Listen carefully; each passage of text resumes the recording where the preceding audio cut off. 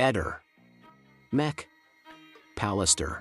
Vertebra rotta, lesioni in un fianco. Liliana sembrerebbe avere tracce di colluttazione. Noi non abbiamo ancora niente di ufficiale da parte della dottoressa Cattaneo, ma se la notizia fosse vera, prima di tutto ci addolora ancora di più, perché vuol dire che Liliana ha sofferto tantissimo prima di morire. E poi ci ha fatto arrabbiare perché questo doveva venire fuori già con la prima TAC, non dopo tutti questi mesi, anni, attraverso gli esami della dottoressa Cattaneo, che io ammiro perché sono convinta che lei ha guardato proprio osso per osso. Quindi insieme agli altri nostri consulenti si arriverà finalmente alla verità. Il fatto che è morto il 14 dicembre noi l'abbiamo sempre pensato, perché lì nel boschetto 21 giorni non poteva rimanere ed essere trovata intatta, non aggredita da nessun tipo di animale e oltretutto con i vestiti puliti.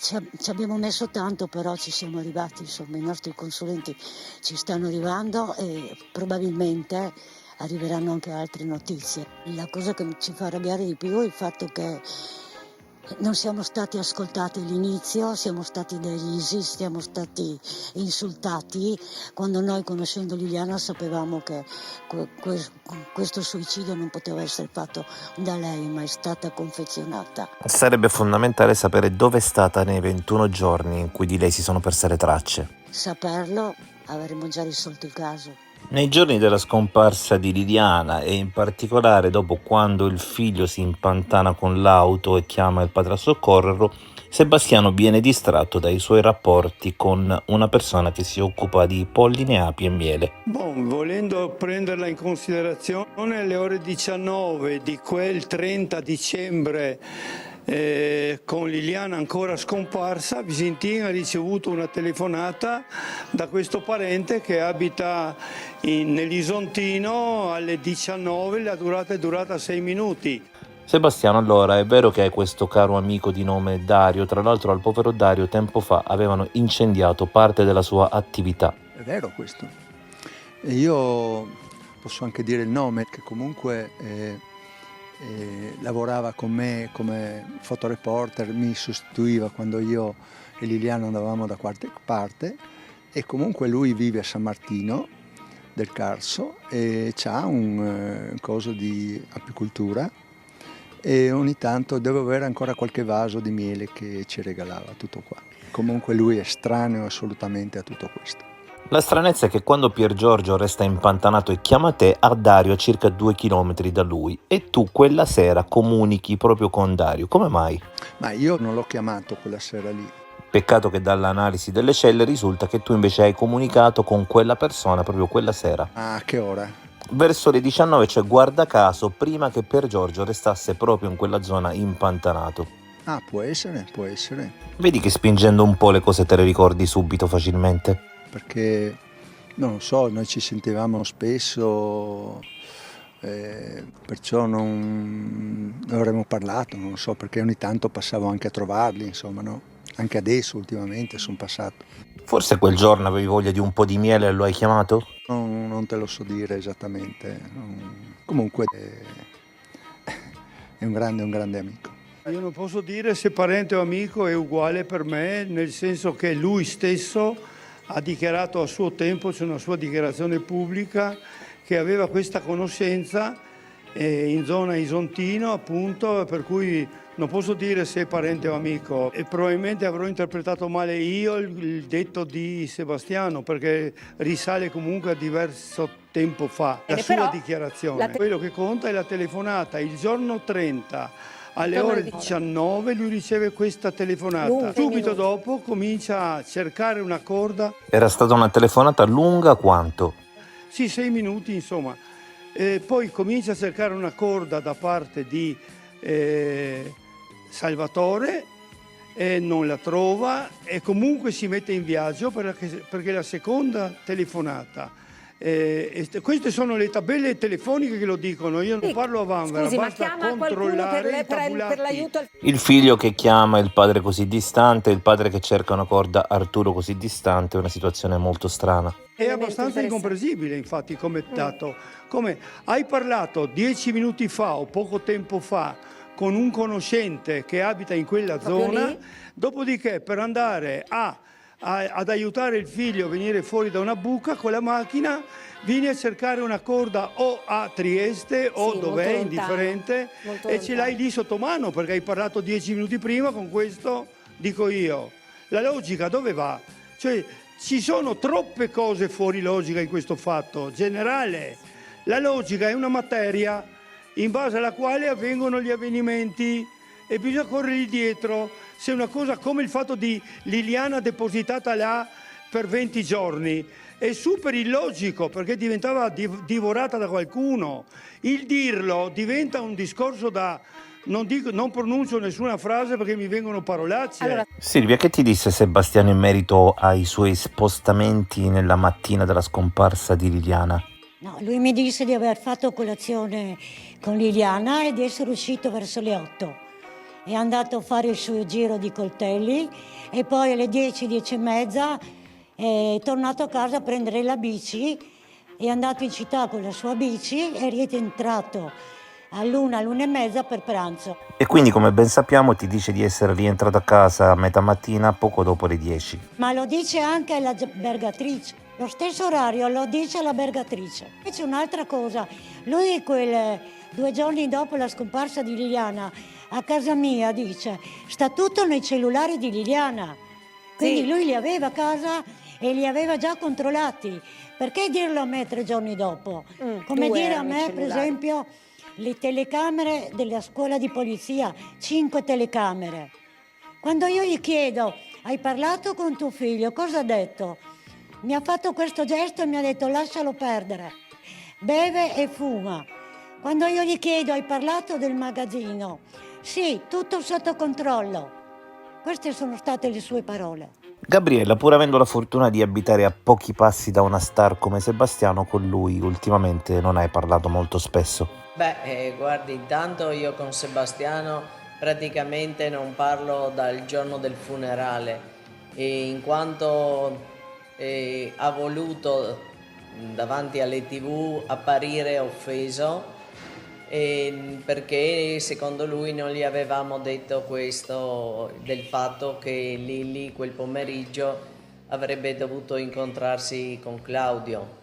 Cosa che respingo proprio al mittente per le motivazioni che vi ho dato anche ieri, e soprattutto dico a lui, ma proprio forte e chiaro, perché lui non ha mai detto in questura, subito nell'immediato, che lui blocca il numero di Claudio Starpin quella sera prima di andare con noi in questura. Seconda cosa, lui praticamente racconta poi con molto comodo, dice io quella notte avevo mia moglie che piangeva, che si stringeva fra le mie braccia perché aveva uno stalker che anche quel pomeriggio alle 14:57, quindi sarebbe Claudio, che ansimava e che le diceva già da giorni e giorni che c'è uno stalker che la disturbava. Perché lui quel pomeriggio non ce lo dice nell'immediato? Perché quando andiamo giù in questura non informa immediatamente l'operatore di polizia?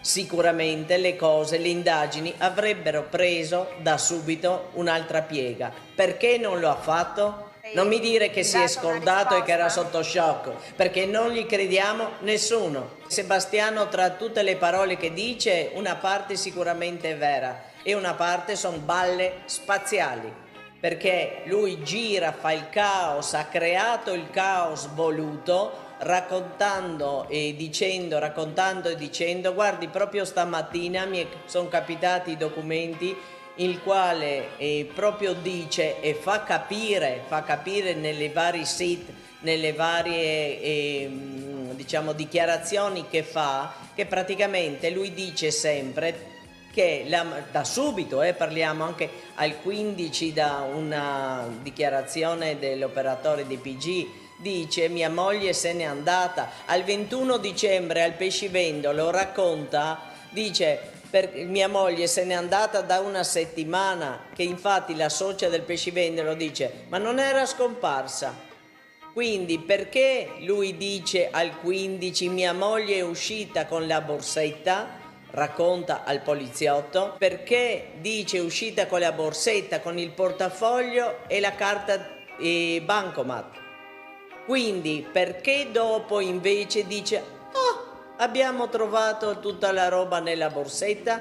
Quindi scusate, no? Ah sì, scusate, poi al 9 marzo la signora Ilaria, che era una ex collega di Liliana, fa una deposizione a SIT dove lei dice che parlando con il marito il giorno 14 o 15, nell'immediato quindi della scomparsa di Lilli, lui racconta a lei che Liliana ha lasciato il portafoglio a casa e che manca solo la carta di credito. Se lui asserisce queste cose già in quei giorni, come fa a non sapere? Vuol dire che ha guardato nella borsetta, quindi sapeva della borsetta. Il giorno 18 dicembre, vediamo tutti nella fotografia di Sergio che c'è quella borsetta in piedi. Lui dice che quella borsetta Liliana ce l'aveva la sera prima. Lui non racconta mai dove ha messo i coltelli quella sera del lunedì 13. Dove sono stati messi quando rientrano a casa i coltelli? La risposta a questa domanda sappiamo benissimo di averla già. Galleria Rosconi, Galleria Rossini, Come? Galleria Rossoni. Galleria Rosconi, Galleria Rossini, Come? Galleria Rossoni. Galleria Rosconi, Galleria Rossini.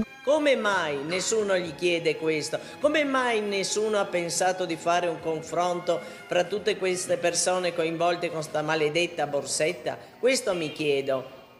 Sono cose legittime chiedersi. Come mai sta borsa io al 14 non la vedo?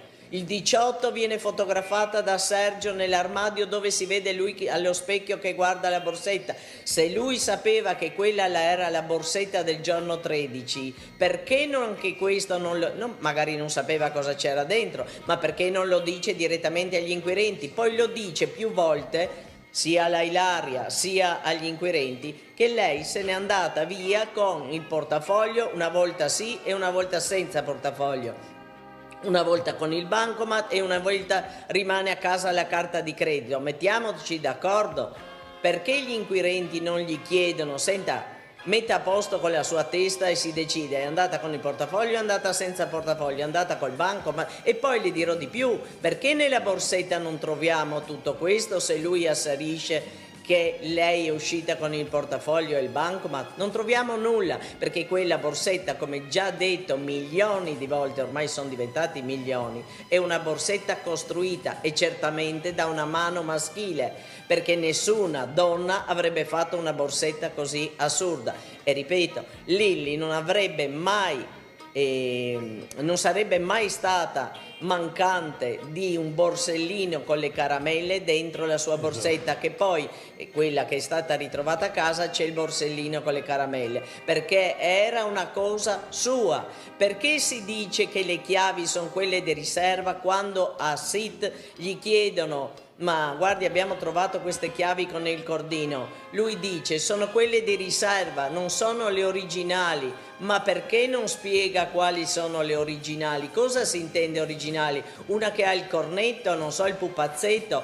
Dopo io a febbraio dichiarerò questo in TV e da quel momento viene fuori il portachiavi con la L.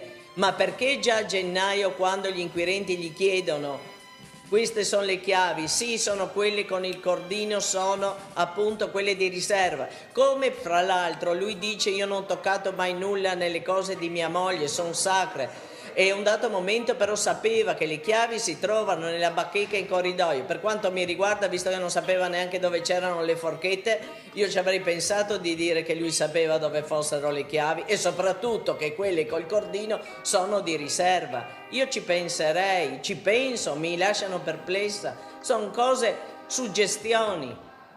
Però secondo me hanno una certa validità e sarebbero state dovute essere approfondite e fare confronti con le persone a cui abbiamo fatto le dichiarazioni, perché sono dichiarazioni contrastanti. E lui quando dice sì, lei si è Lei se n'è andata, lo dice il 15, lo dice il 21, dice alla denuncia il 14 che lei è andata via senza i soldi, perché quei soldi che loro tengono in un posto particolare sono ancora là. Quindi lui ci sta confermando praticamente che Lilli è uscita con i soldi, magari 50-100 euro, che poi d'altronde quei soldi là verranno effettivamente ritrovati nel portamonete. Quindi Lilli non andava in nessun posto. Qualcuno ha guardato se magari ha portato via il borsone della palestra, ha portato via una valigia. Nel controllare le cose a casa, la prima cosa che avevo detto anche lui: hai guardato se sta donna si è portata via lo spazzolino e i dentifricio?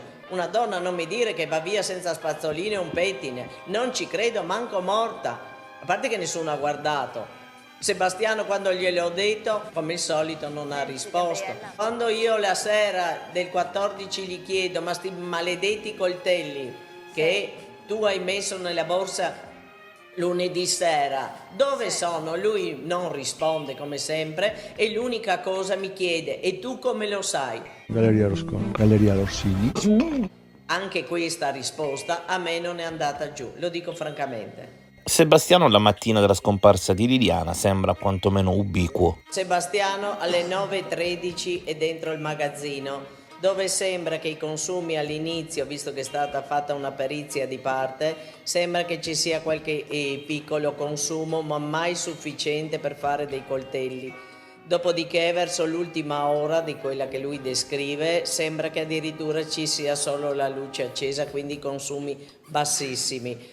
L'unica cosa che io voglio dire, e non è detto, come non è detto che menta Sebastiano, però sicuramente non la racconta giusta. Ecco, questo voglio dire, che ipoteticamente quella mattina, quando alle 8:38 esce Liliana da casa, alle 8:41 viene immortalata dalle prime telecamere, poi passa all'immondizia che saranno le 8:43. Io parlo per il mio iPhone che ha registrato il mio stesso percorso. Lei alle 8:46 avrebbe dovuto, teoricamente parliamo sempre, essere qualche minuto prima di quell'immagine di quella persona che non si capisce se è uomo o donna che attraversa le strisce pedonali.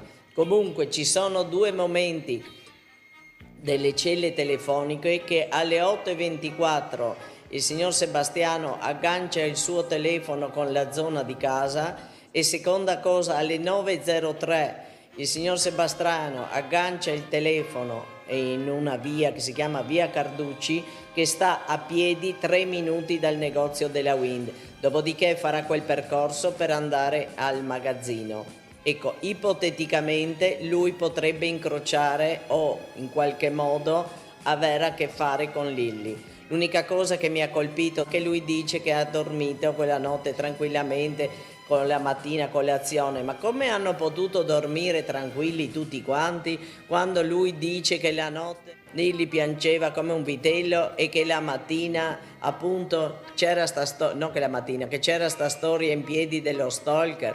Come si può pensare che lei la saluta con le topoline? Mi scusi, o racconta balle che lei piangeva di notte, o racconta balle che erano con le topoline di mattina. Una delle due non torna, ma questo io parlo di logica. Si tratta sempre di logica e buonsenso.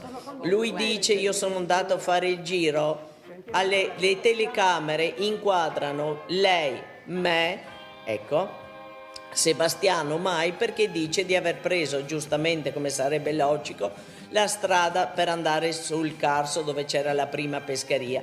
Poi viene inquadrato, segnalato a Catinara, che è una località comunque fuori, diciamo, dal rione nostro, immortalata la macchina, non si vede mai Sebastiano. L'auto viene immortalata poi alle 8:32 in via Giulia, la macchina, perché Sebastiano comunque non lo si vede. E una cosa che mi ha colpito molto, anzi due: una, come mai gli inquirenti almeno non lo scrivono logicamente nel fascicolo, ma come mai il bus immortala quella macchina e non hanno fatto un controllo dei bus prima e dei bus dopo per vedere quanto tempo quella macchina è rimasta lì in via Giulia? Questo per me è una cosa importantissima, per vedere se è rimasta 3 secondi, 3 minuti, visto che poi lui, quasi tutto il tempo accende e spegne la localizzazione, una cosa che poi quella pescheria dove lui si è fermato non conferma che è passato il giorno di martedì, perché non erano sicuri, questo niente, insomma, non si ricordano, pensano di no, ma non sono sicuri. Però una cosa che hanno scritto e che mi fa proprio pensare, perché è una cosa che ho nella mia testa, che descrivono che lui di solito comunque passa dalle 10:30 a mezzogiorno, ok? E soprattutto con la bicicletta, moto e macchina per ultimo, perché quella mattina era alle 8:32 con la macchina, fra l'altro, che poi appunto parcheggiata là non si vede. Magari se controllassimo i bus prima, i video e dei bus dopo, potremmo anche vedere chi sale in macchina, chissà. Perché ricordiamo che di Liliana non si hanno più notizie dalle 8:50 è vista l'ultima volta. E noi abbiamo sino adesso letto i tabulati telefonici e danno questi dati qua. cioè che Sebastiano era in via Carducci alle 903. E poi dalle 9:12 mi sembra, o 13, il telefono di Sebastiano è spento sino alle 12:10. Praticamente non ha più segnale né telefonico né dati, proprio spento. E lui appunto ha detto che dentro è strano. E lui disse che dentro il suo studio che non ha appunto campo ricezione, cosa che non è vera, perché il pomeriggio, quando lui torna nel suo studio, come lo chiama, egregio studio laboratorio. lui fa una telefonata al telefono di Liliana, che è in casa, ed è riscontrato anche questo sulle celle telefoniche. E adesso saranno state le 3:30, non ricordo bene l'orario.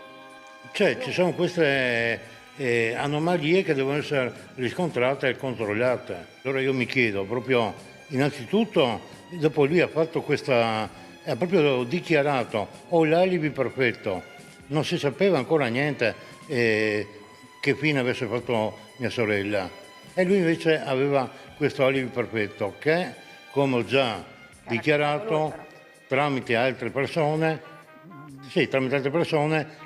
non è manipolabile. Tutto quello che lui ha mostrato agli inquirenti, che non hanno controllato anche proprio tutti i dati, sarà stato, non lo so perché. In ogni caso tutto il fatto della GoPro non è credibile. Lui cosa ha fatto in quelle 3 ore e nessuno l'ha mai visto. Come mai appunto il marito, che ha sempre dichiarato matrimonio alla crema e tutto a posto, non ha mai cercato, non ha collaborato alla ricerca della moglie di mia sorella, anzi ha dato contro.